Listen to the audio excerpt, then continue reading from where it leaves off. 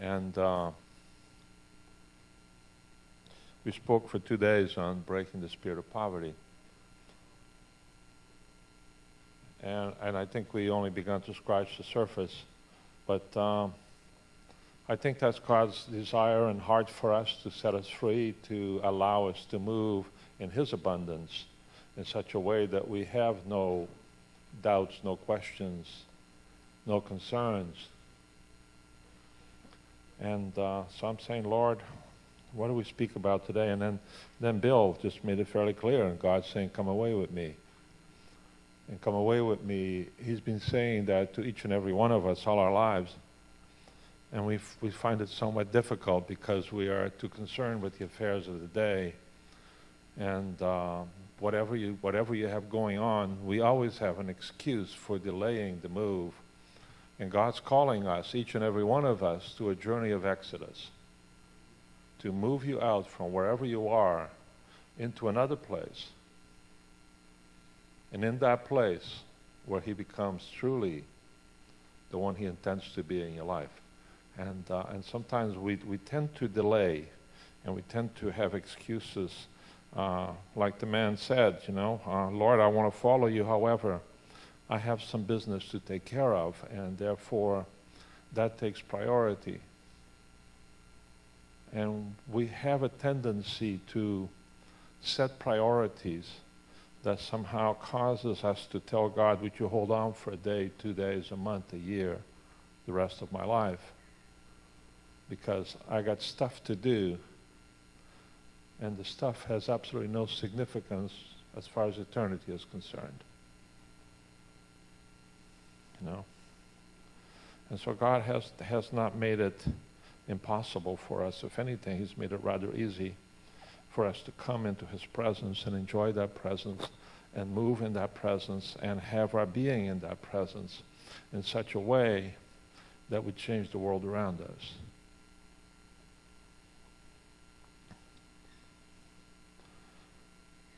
In the beginning was the Word, and the Word was with God. And the Word was God. He was with God in the beginning, and through Him all things were made. And without Him nothing was made that was made. And in Him was life, and that life was the light of men.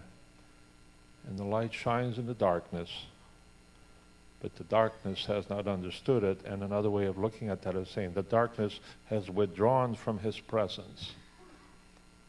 And so to me the interesting thing is that He's made everything, and therefore everything He's made is holy, but we have somehow defiled it for our own purposes. And we try to exclude Him from this. And so that is this proclamation. I don't do it justice. It really should be kind of a blast of a trumpet, the way it's spoken. In the beginning was the Word, and the Word was with God, and the Word was God. And the Word has come and made His dwelling amongst us. That's a tremendous thing. And we don't fully understand it because we're so full of darkness. And the darkness doesn't mean sin. It means an attitude and a habit, a habitual way of being that is so contrary to what He wants us to do that even when we move, 5 steps up, we're still in darkness. But we think we have made progression, we have made move. And so He says, come away with me. Because I can't really change you the way I want to change you in the place you're in now. And we say, Lord, this is my familiar spot. Will you come into this spot and change me? And He's saying, no, I'm going to take you out of there. But we're unfamiliar with the move. And so the exodus is always a challenge. And we look at the story, we read the book, and we say, wow, how come they never got it? And we can ask the same thing. How come we never got it? How come we're still resisting the change and the move? And then Joe goes on to say, and there was a man who was sent from God, and his name was Bill. Or Jim. Or Randy. He's got a heart for God. He wants to lead people into light. But somehow we know him too well, and therefore that can't be from God. Because he still makes some mistakes. And he still says some very stuff that he thinks is really funny and I don't. And,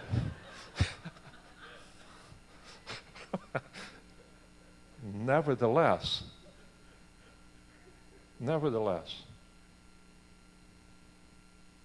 when someone commits to declare the word,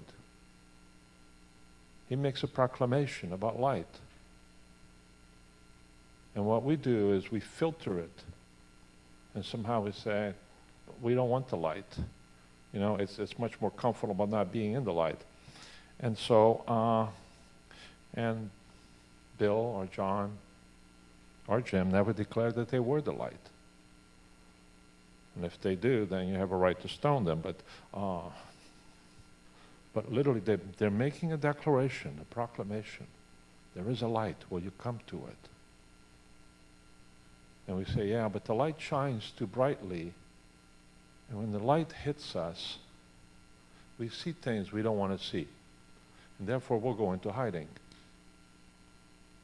And occasionally, we'll just hear about it. And occasionally, we'll kind of come into the presence as long as it doesn't manifest too much. We've been in places where the presence of God comes and people fall flat in their faces and they say, oh Lord, you know, I can't handle this. And I remember a time when I'm praying for God to show himself, and when he did, it scared living daylights out of me. And I said, get away from me. It's not what I wanted to say, but my instinct for survival was such. I said, if I stay in this place, I'm never going to be the same. But I'm comfortable with where I am. And so we kind of just keep pushing away, saying, Lord, I want God in my life. I want the fullness of God in my life. We really don't know what we're saying. But that's what he wants to do. He wants to take us away. He says, let's go on a trip. And let's call it an exodus. I'm going to take you out of this place. And I'm going to acclimatize the eyes of your spirit to the light that will give you direction for the rest of your life. And we're fearful. So we back away. And he was with us. And though we were made by him, we did not recognize him. And he came to that which was his own, which is us. But his own did not receive him, because it really means everything that I believed in, everything I worked for, everything I've invested in, all of a sudden is going to become meaningless. And so I don't want my life to have been meaningless, because after all, I want to make an impression on my neighbors. And if all of a sudden everything just disappears, what is that going to say about me? And so I become cautious. Yet all who received him, who believed in his name, he gave the right, the power, the consent to become children of God. But once we get to that place, he draws us into the wilderness. And that's the place where we do an exchange. For everything we hold dear and valuable and significant, to exchange it for something we're not sure of. And so we try to figure it out. We try to be logical. And to make it easy, he says, I'll be like you. I'll become flesh. And I show you that it can be done. But there is a desert experience that's coming. And none of us like that idea, unless we're on a tour bus. And nicely air-conditioned, lots of water, and some country music to kind of entertain us as we go through the desert, you know. But we really don't want to experience that. And so he says, for you to enter in, you have to leave. And we don't want to leave. We really don't want to leave. You know, we may be discouraged by the life we're in right now. We may be discouraged by some of the stuff that goes on, and we may be complaining and whatnot, but really, we don't want to change, because if we really did, we would have changed. And so he's saying, I need to take you out of this place. And the example of the children of Israel is very powerful. They were complaining. This life is too hard. None of you would ever do that. But if you did, it's been done before. You know, this has happened before. In the kingdom, to move from who we are into his promises, there has to be movement, there has to be change, and it happens on our part. And so what are you willing to do? What are you willing to give up to move into the promises of God? And we have a tendency to say, I'll lay down my life, Lord, but in reality, we have some conditions attached to it. We don't want to do this, but he wants to do it. And so once we say yes, he holds us to the word, and we begin to move. And so between the promises of God and the promised land, where the promise is fulfilled, there is the wilderness, the place of testing. And it often appears to be the opposite of what he's told us. You know, when I came to Jesus, I was told life is going to be so good, you're going to get everything you possibly need, and my life got wrecked. Because what I had in my life wouldn't fit. So it says, come and live in me, Lord. And he says, it's too small. Let me take some walls down. Let me deal with your insecurity. And you thought you were insecure before, just wait till I get through with you. Because I'm going to rip this place apart. And I said, Lord, wait a minute, that's not the deal. I thought I had a deal.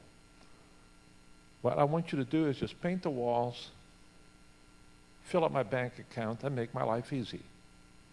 He said, that's not my life. And if any of you have been in ministry for any length of time, you know that that's one of the biggest fallacies we run into, you know. It's the place, the Exodus, the place where we begin leaving our old life, way of life, the darkness, and we move into the promises that he has. But to do so, we go through a desert. And if you're going through a desert now, then there's a pillar of light at night and a cloud in the day that's guiding you. You may not see it visibly, but he's leading you. He's leading you. See, it's in the wilderness where he matures our faith. It's in the wilderness where we truly become sons and daughters. It isn't just, here you are, you're now a son or a daughter now. The wilderness has a specific purpose in our lives, and that is to grow us up. We don't like it. I remember when, with our children, it was one of those things, you know, Dad is the difficult one for the kids to live with. I was Dad, Cindy was the mom, and the kids figured I was a hard one to live with because Mom goes away, and all of a sudden, she comes home one day. She was visiting her parents and comes home, and the kids are doing the dishes. Said, what happened here? I said, they need to learn. Are they happy about it? No. But they're doing it. And eventually, it became part of their routine. They did the dishes. We have a tendency to want God to be nice to us. And he wants us to do the dishes. And we don't want it. He wants us to take responsibility. And so as we walk through this, we learn that being in the desert is a place where we mature and form our faith. It's the hard times that test us, that give us life. You know, when you're having too much of a good time, you really got to wonder if you're on the same road with him. And it's not that he is mean or anything. It is just that he wants us to grow up, to take ownership of that which Jesus died for, to walk in the kingdom, to live in the kingdom. It's in the desert that we make a habitation for God in our lives. Because in the desert, the things that are really important come to light. When we moved to California from Canada to the States, we made a decision that we're going to be traveling for 6 months, and what is it that we could bring in one car? And we had, if all the important stuff, do me a favor. It's supposed to be open already, but thank you. Whoever's listening to the tape is Bill opening a bottle of water for me. So we had to sort out what can we fit in the car. And we ended up renting a storage unit and left stuff behind because we're only going for 6 months. It ended up being 14 years so far, 13 years, good grief. But what's really important? And so when we are moved, when we get to that place, what is significant really comes to light. And in the desert is where this is all tested. What is it that's really important to you? With Randy and Luann, if all of a sudden God says, I want you to move someplace, they have to make a choice. Do they go on their motorbike or do they take their car? And there may be some gnashing of teeth. But eventually, the right choice is going to be made. The stuff won't all fit on the bike.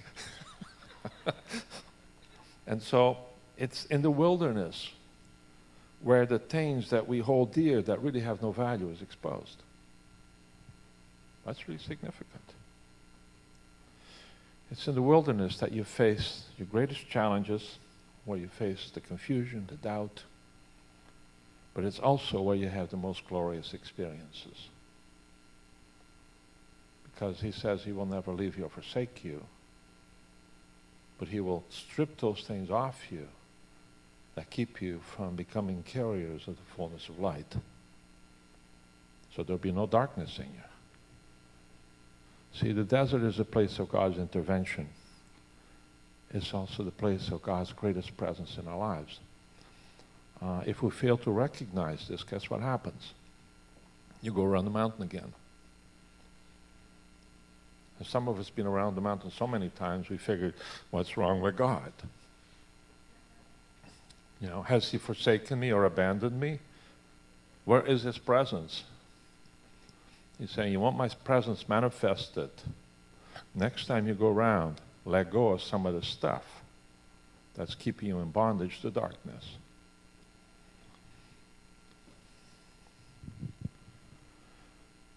It's in the desert that we recognize our incredible tendency to complain and grumble. Not that any of you have ever done that, but in case you do complain and grumble, it's usually in the hard times. And when we have failed to ask the question, Lord, what are you trying to teach me in this place? What is it that I must learn that right now I really don't want to learn? Complaining is a sign of mistrust, a hardened and unbelieving heart. Any of you ever complained about your spouse? She's sitting next to one, don't give a clue. But I can tell you right now, you have. And what has that changed? It has only changed your attitude towards your spouse. See, and it destroys your relationships. When you complain to God about God, you're really creating a distance between the two of you when you really cannot afford to do it in the place you're in at that moment.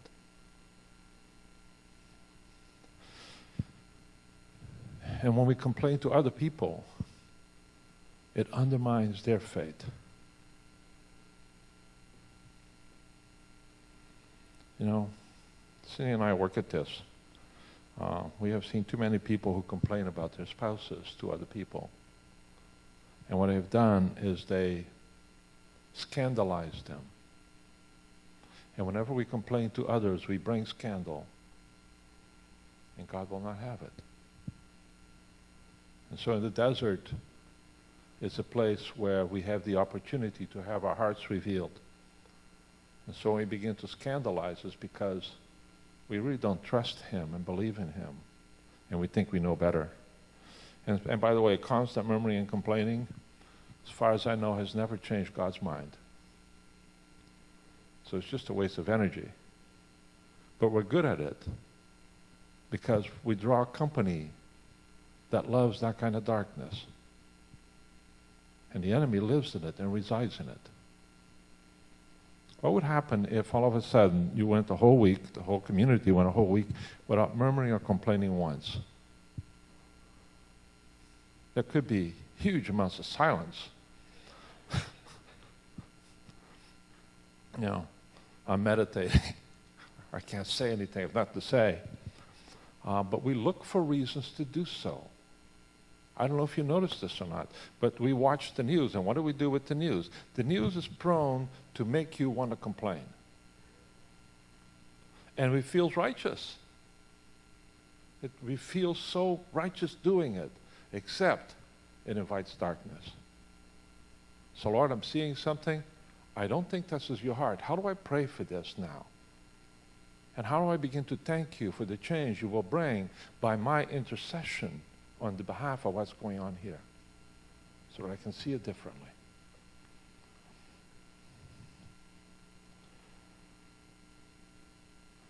Oh, that today you would listen as He speaks. Do not harden your hearts as in the rebellion. It's interesting that He calls it a rebellion, not just a day of complaining, but a rebellion. In the day of testing in the wilderness, that's where it happens. We're all being tested. But it's not to prove ourselves incapable or disqualified, but it's to prove our worthiness to move into the level where He wants to take us, because He wants to bring us into a promise that He's made to us. And that place is good. But there is something that needs to take place and we need to do. See too, brothers and sisters, that none of you has an evil, unbelieving heart that forsakes the living God.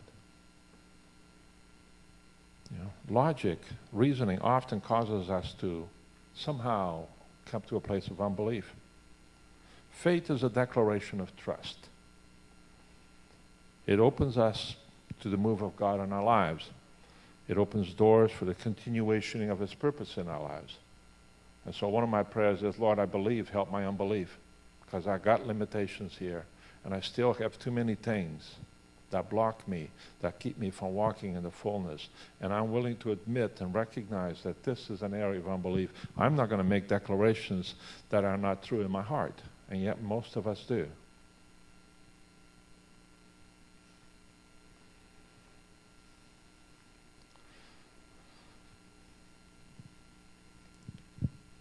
Faith declares that you're prepared and ready to trust God with the outcome of your life. Whatever you want to do, Lord, do it. And then very quickly we write down some conditions in which that does not apply. Unbelief is a declaration that we're not willing to give over a certain aspect of my lives into the absolute care of God. And all of us have that. If you're fully believing, the world will be changed.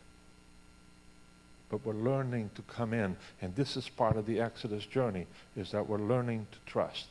We're learning to believe, and we're learning to rely on His provision for everything that takes place.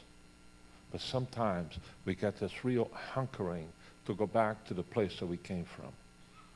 Because that place we understood, even though it was difficult. That place we were comfortable in, even though it wasn't much. And ultimately, unbelief declares that He is not trustworthy. And this was the problem of the rebellion. They didn't trust.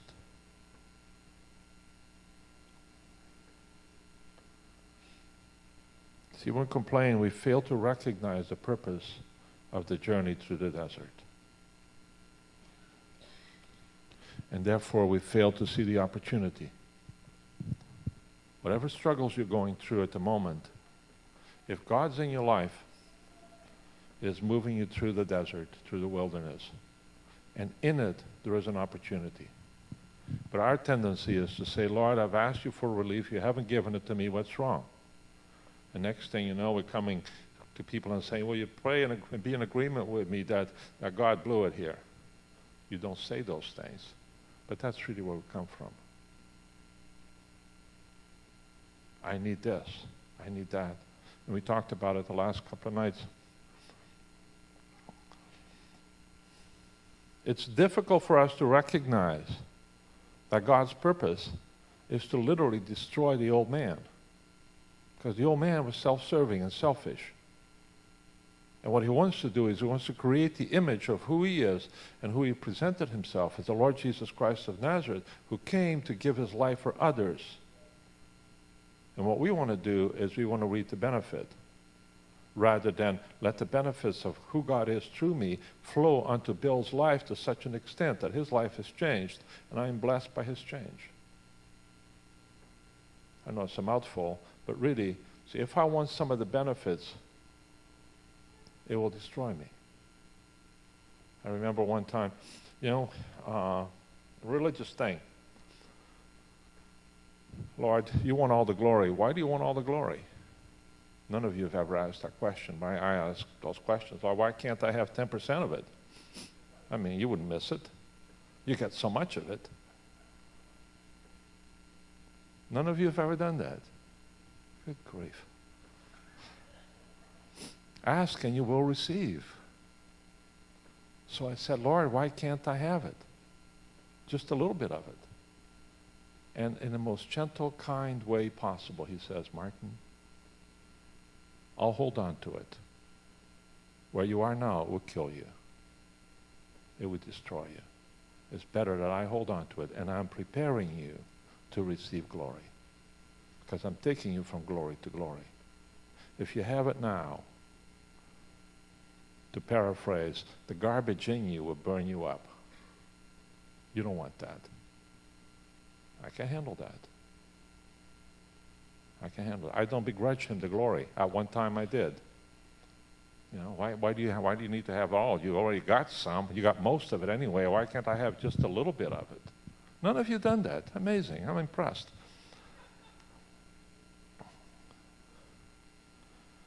Complaining always fails to see the opportunities in the circumstances, because it blinds us to the voice. I may not like what's happening, but there is an opportunity. What is the opportunity?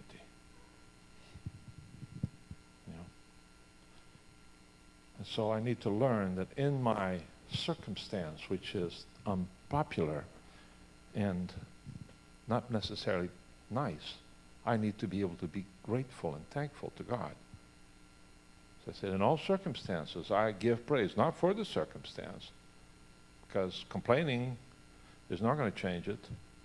Praising at least will change my heart and my spirit, and it will make me much more open to figuring out what the solution is, or listening to what the solution is to this thing. Because when I complain, all I want is things solved rather than listening to his solution through me. And all complaining does is make you frustrated. And there's no such thing as frustration in heaven, so why are you living in it? Live in the presence of what God has.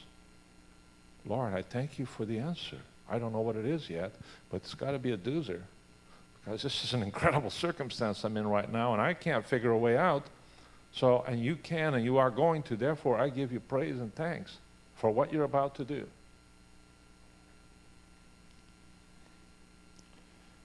So he ordains that we go through that place. And the other thing is that in the desert, true faith is separated from presumptuous faith. Because over there, the rubber hits the road.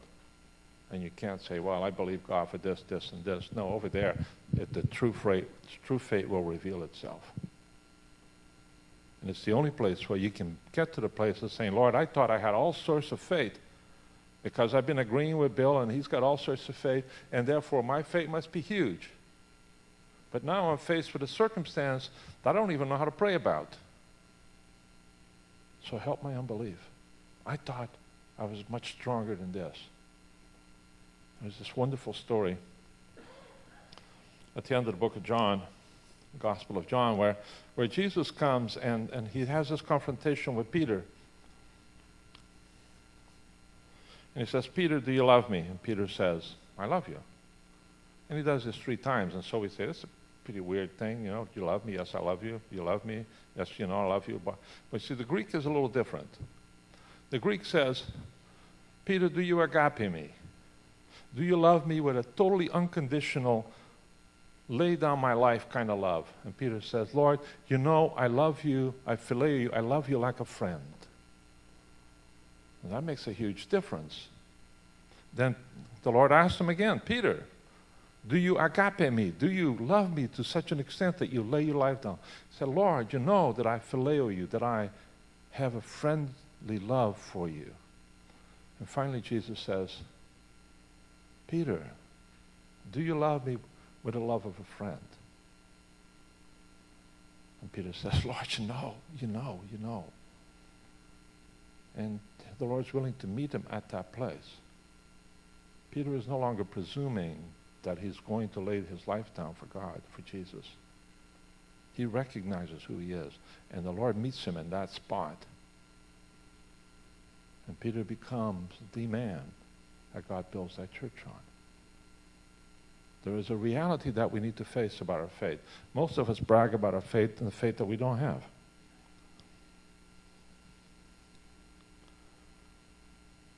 True faith is simply a recognition of the one who's true. But I don't fully believe him yet. I'm beginning to. And so the other part of it is, in the desert, is that you have to learn patience. When we moved from Canada to California, we moved into the high desert. And it was fascinating, all brown. It took me 3 days to get used to it. We're there for a year and a half.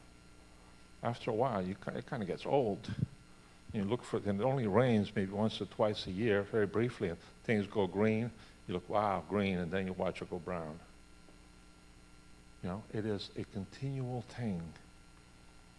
And so we need to be patient. And things may not change for a while, but are you patient enough? We shouldn't be surprised or discouraged that after you receive the promise, the fulfillment seems to be somewhat remote. But it doesn't mean he's not going to meet it. He's just got to deal with some of the issues in our heart. You got to break through that. You got to break through that.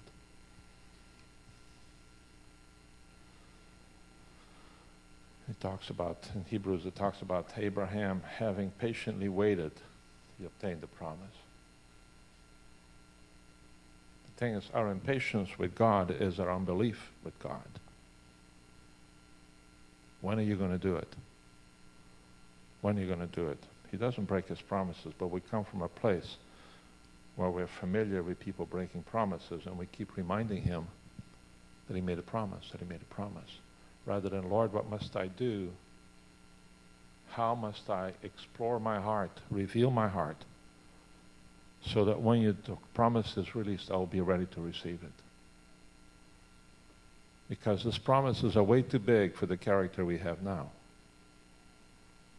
And so, Lord, change my character to become a pure vessel for all that you have for me. And that's our prayer. Lord, change me to become a vehicle, a vessel through which you can flow. So I don't contaminate this thing. Patience is a demonstration of faith. And because we fail to recognize it, few of us go on to obtain the promise. I remember when God one day spoke to me very clearly. He said, I've been going out for prayer, and I wanted a presence in my life, and I wanted to even just be slain in the Spirit, something. You know, all my friends are talking about it, so we go to a meeting, and I'm really sick. And I figure, well, I'm going to get healed, and I'm going to be filled with the Holy Spirit, because the man who's at this meeting doing this, he's got this reputation for just healing people, and he just looks at you, and you go over in the Spirit, and it's great. So I go. Cindy comes with me. She doesn't want to come. And so she said, I'm going because I'm being a dutiful wife. God bless her. And so we go, and we line up, and he's coming, and he's literally pushing people over. And so she's nobody's fool. I mean, she is, you know.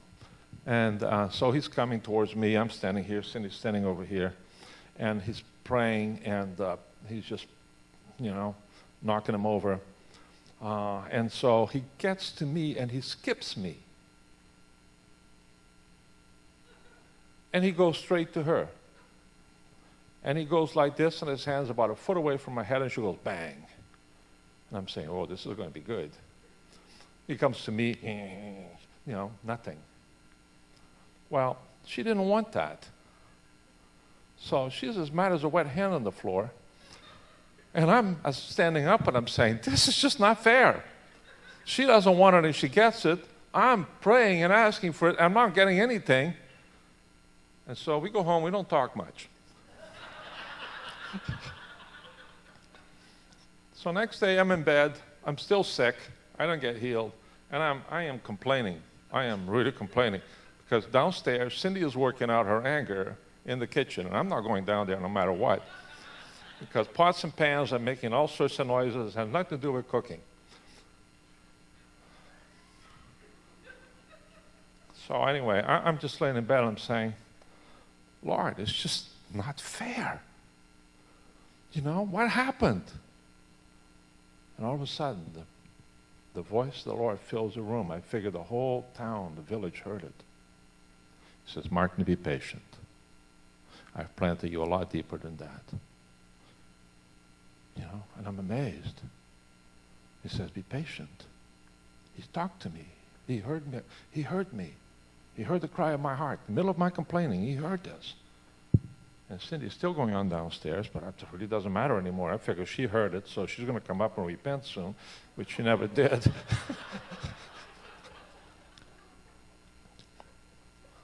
So I waited 6 months.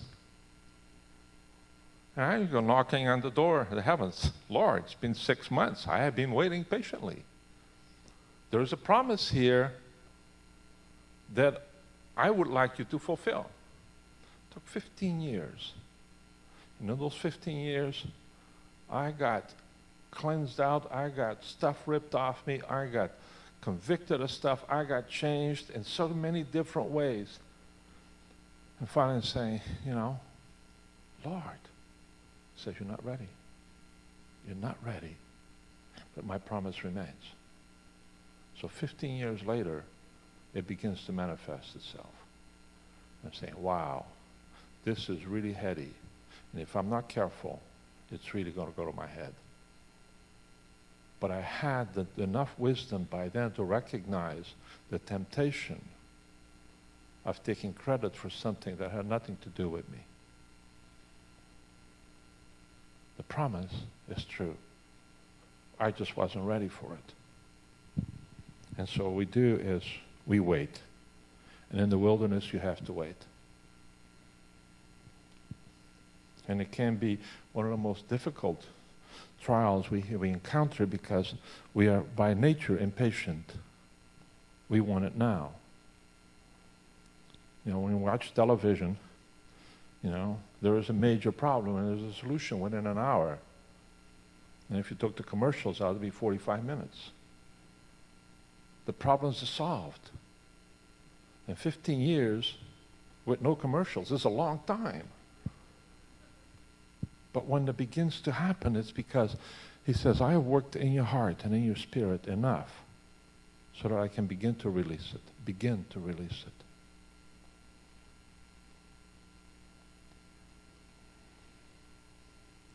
And the problem is that during those periods, we don't feel the nearness of God.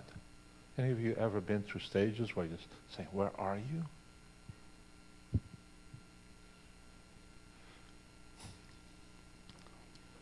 Some of the Psalms, we translate them, and it's lovely. What we do is we rewrite them somehow so that they're not offensive. And so in Victorian times, they had a Bible for men and they had a Bible for women. I don't know if you knew that or not. But the women's Bible, you looked at it and said, this is so sanitized. There are passages that were removed because it would offend the gentle spirit of the woman. The writer obviously had not been married. Because I shouldn't have said that. This is not going to work out well. Yeah. And so you wonder, am I out of God's will? You know, have I sinned? Did he move on and leave me behind? And in the Psalms, it says, Lord, have you stepped aside and abandoned me? And what that means is, did you have to go and relieve yourself and forget about me? Interesting stuff. You know, the people are saying, Lord, where are you? I mean, good grief. And what he's doing is testing our faith. When it feels like and seems like you're not there, will you still trust me? There's this wonderful story, it's an illustration of, and I don't know how true it is, but it's a wonderful illustration about Native Americans where the testing of a boy's manhood was the father would take him into the woods and set him on a stump and then blindfold him, and he would stay there overnight. And he could not remove the blindfold. And so all the noises are going on, and all the stuff around him is going on. And he feels totally, completely alone and forsaken, and he's scared silly. But the test is, can I stay this way until the morning? And in the morning, when he feels the sun rising, he is allowed to take the blinder off. And when he takes the blinder off, he sees his dad, who's been sitting there quietly all night making sure that he's safe. But the boy didn't know it. And most of the time we don't know it. And we figure we're going through all these blind alleys doing all this weird stuff, and we're totally alone and we're going to get killed. And it's not going to happen because it's always been there.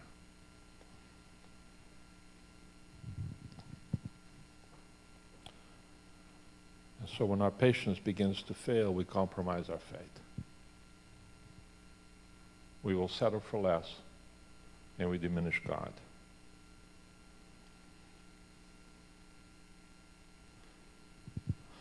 And so we must learn to wait upon the Lord. And he will never ask us to do more than we can endure, but he will test our strength to prove our strength. Not to prove us weak or fallible or somehow disqualified. He will test our faith. He will test our strength to prove it. And we don't know what it is until we've been tested. And all of us are in that place. No matter what you're going through, you're in that place. The wilderness is where you make a commitment to the reality of who you are and who he is. And we move through it. The wilderness is meant to be tough, but the fruit of it, the experience of that faith, will make you tougher than anything you can imagine.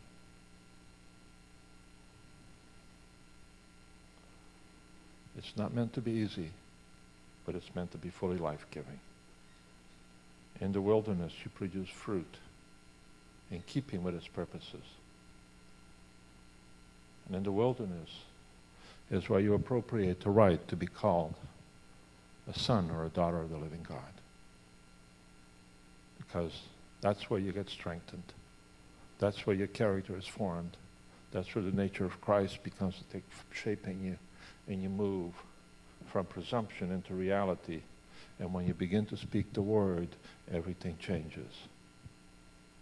Because you've been tested and proven true. bless you. Father, I just pray that as each and every one who goes through the desert, goes through the testing, that they would know that you will never leave them or forsake them, that you are strengthening them and taking them from glory to glory. You're taking them to a place where they will be called the true sons and daughters of the living God. And wherever they go, they change the atmosphere and the condition. And Lord, that your promises are true. They will be fulfilled because you cannot do otherwise. Bless them. In Jesus' name I pray.